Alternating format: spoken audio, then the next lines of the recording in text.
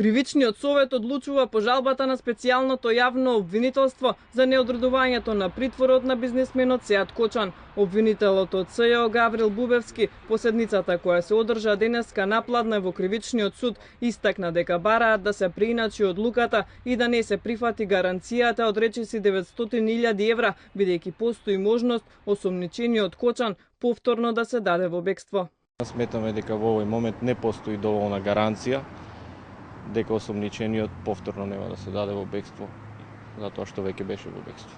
Ако се одбие жалбата по однос на ова, се разбира, ние секој ден можеме се работи за процесни одлуки, секој ден ако сметаме дека постојат причини, ние можеме да предложиме повторно таква мерка.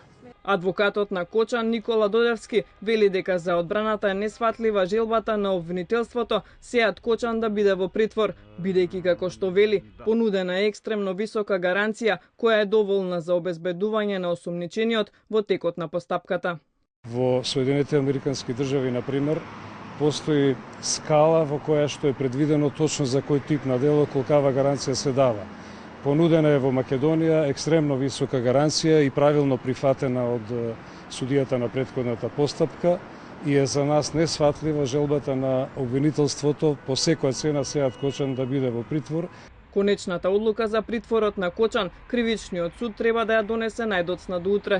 Судијата на претходна постапка во четвртокот одлучи да ја прифати понудената гаранција од Кочан. Како мерка за предпазливост, судот му ја одзеде патната исправа на бизнисменот и го обврза еднаш неделно да се јавува во суд.